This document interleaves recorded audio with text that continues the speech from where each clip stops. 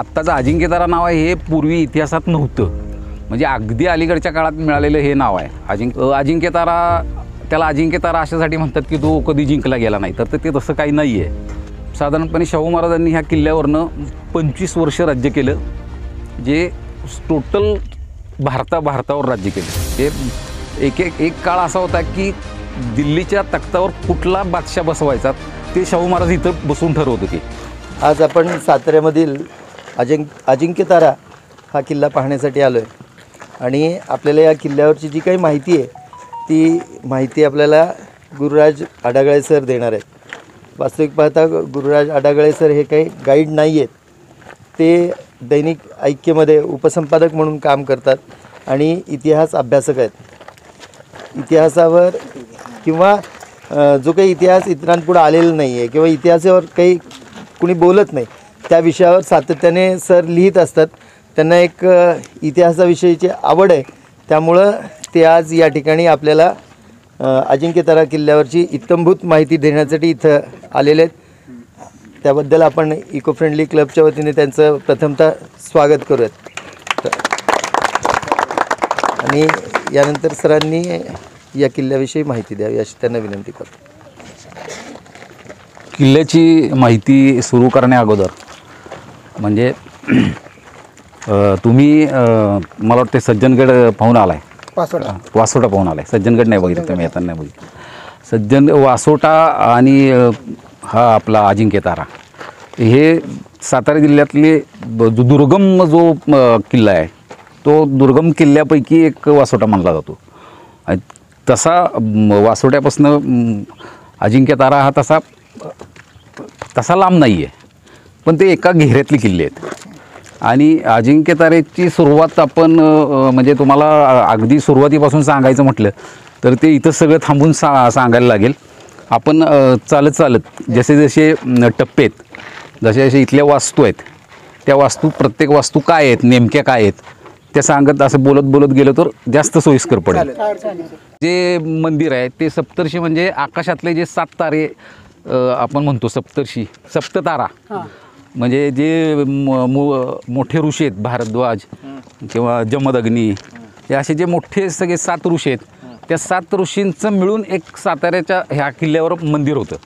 आणि मूळ साताऱ्याचं नाव हे सप्तर्षी या मंदिरावरूनच पडलं असावं असा इतिहास संशोधक अभ्यासकांचा दावा आहे. म्हणजे मुळात साताऱ्याचं नाव सातारा का पडलं याला खूप कारणं आहेत. ती कारणं अशी वेगवेगळी आहेत की साताऱ्याला 7 दरे आहेत, 7 डोंगर आहेत, 7 किल्ले आहेत.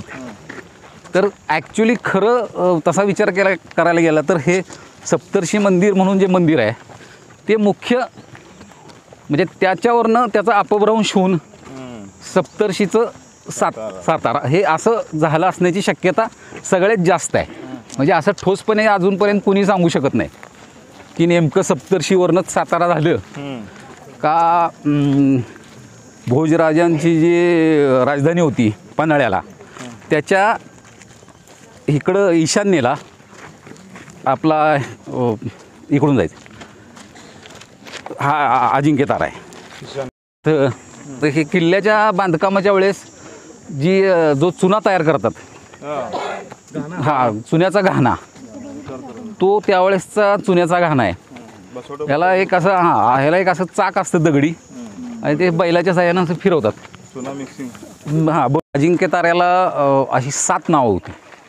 म्हणजे अगदी सुरुवातीचं नाव त्याचं म्हटलं तर करंजे म्हणून इथे एक गाव आहे, त्या करंजाचा डोंगर असं एक त्याला नाव होतं. त्यानंतर मग आदिलशाही काळात, नंतर निजामशाही काळात, नंतर मोगल काळात, नंतर शिवाजी महाराजांच्या काळात ही जी नावं बदलत गेली. हे आत्ताचं अजिंक्यतारा नाव आहे हे पूर्वी इतिहासात नव्हतं, म्हणजे अगदी अलीकडच्या काळात मिळालेलं हे नाव आहे. अजिंक्यतारा हे तुम्हाला कुठल्याही कागदपत्रात नाव सापडणार नाही.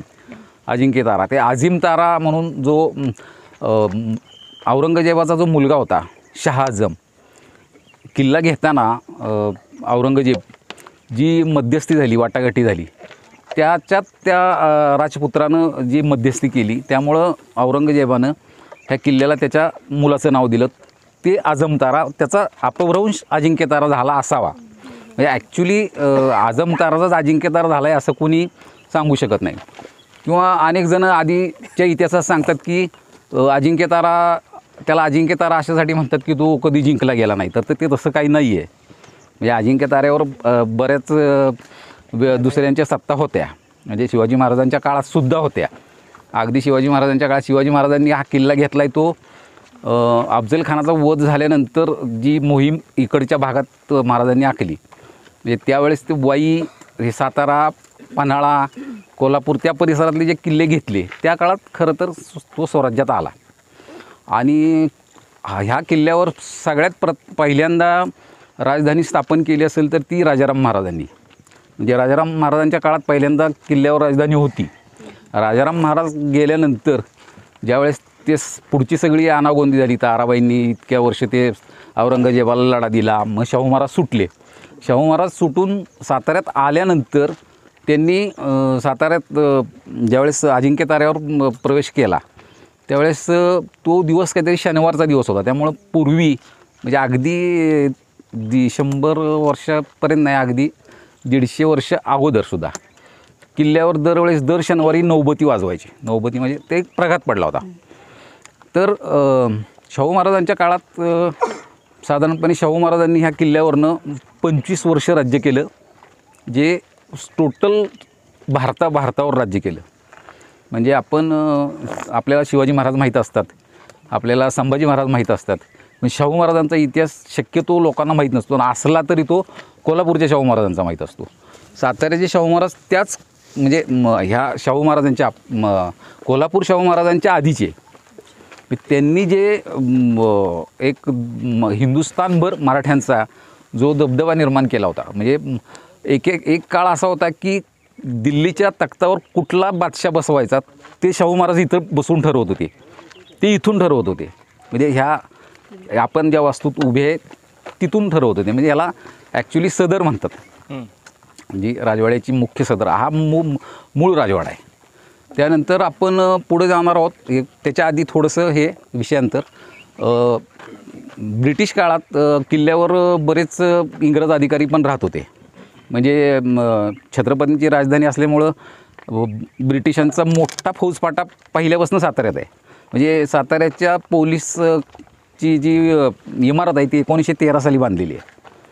तर त्यावेळेस जे वरती राहत होते, आता हे पाव म्हणून जो प्रकार आपल्याकडं आहे, म्हणजे ओव्हन म्हणजे भट्टी, तर तो आपल्याकडचा नाही आहे. पाव आपण म्हणजे आपल्या नाश्त्यात आपला प्रकार तो नसतो.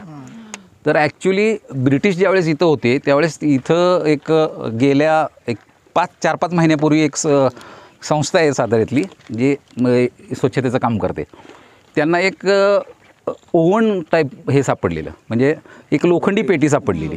मग त्याच्यावर मी स्वतः अभ्यास करून हे नेटवर परत माझ्यापेक्षा जे मोठे इतिहास संशोधक आहेत त्यांच्याशी बोलून चर्चा करून त्यातनं असं निघालं की ती भट्टी आहे ती ह्याची पाव तयार करायची भट्टी आहे. म्हणजे त्या काळातली लोखंडी पाव भट्टी. हां, म्हणजे पूर्वीच्या काळात आत्ता कसं ते ओव्हन वगैरे आलेत ते तसे त्या काळातली ती आपण जाऊया तिथं तुम्हाला दाखवतो कुठं सापडली ते त्या परिसरात बरीच जुनी सगळ्या म्हणजे अवशेष आहे.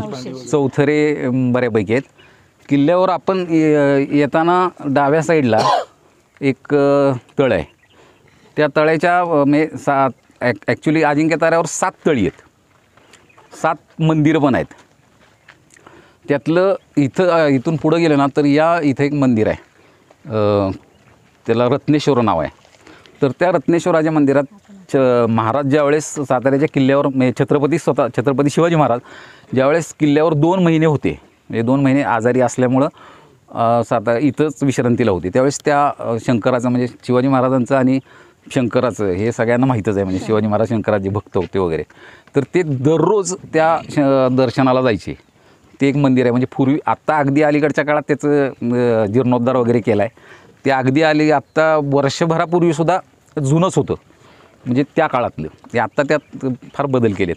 आता आपण इकडं जाऊया, तुम्हाला तिथलं एक वेगळी वस्तू दाखवतो. म्हणजे तुम्ही आत्तापर्यंत फक्त इतिहासात ऐकलं असेल किंवा वाचलं असेल की पूर्वीच्या काळी जी युद्ध व्हायची त्यात एका वेळेस असे 400, 500, 1000 माणसं जखमी व्हायची. मग ते जखमी झालेले असतात त्यांचं जे जखमा असतात त्या औषध लवकर भरून येण्यासाठी एक म्हणजे जुनं जे तूप असतं म्हणजे 10, 20, 25 वर्षाचं जुनं ते लावल्यानंतर जखम लवकर भरून येते असं एक वैद्यकशास्त्र सांगतं. तर ते जे रांजण होते तुपाचे ते आहेत या ठिकाणी.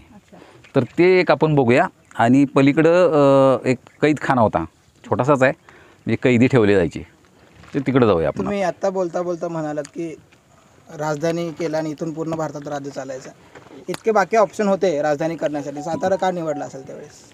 सातारा निवडायचं कारणच आहे ते की सातारा हा तसा साताऱ्याची आत्तासुद्धा आपण भौगोलिक परिस्थिती जर का बघितली तर हा किल्लासुद्धा म्हणजे तुम्ही जर का किल्ल्याच्या टॉपवर असाल तर तुम्हाला किल्ल्याच्या किमान 20-25 मैलाच्या परिसरावर नजर ठेवता येते.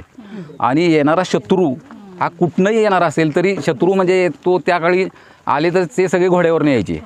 ते घोड्यावरनं आलेला त्यानंतर जो 10-15 हजार 20,000 जे सैनिक येणार ते अशक्य कुठली गोष्ट आहे की जे लपून राहणं एवढ्या मोठ्या प्रमाणात सगळ्यात मोठं कारण ते आहे.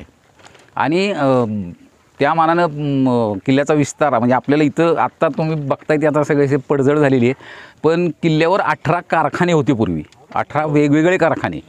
म्हणजे त्यात अगदी शस्त्राचा असेल, रत्नशाळा असेल, परत तुमचा दवाखाना म्हणून जो प्रकार असतो तो सुद्धा असेल, असे 18 वेगवेगळे कारखाने पूर्वी किल्ल्यावर होते.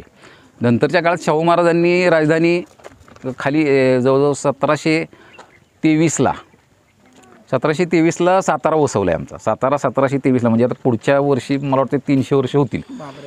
तर त्यावेळेस त्यानंतर राजधानी खाली गेली. आणि राजधानी खाली गेल्यानंतर सुद्धा छत्रपतींनी म्हणजे शाहू महाराजांनी जवळजवळ 25 वर्ष राज्य केलं आणि किल्ल्यावरनं 25 वर्ष, अशी बरीच मोठा कालावधी आहे शाहू महाराजांचा.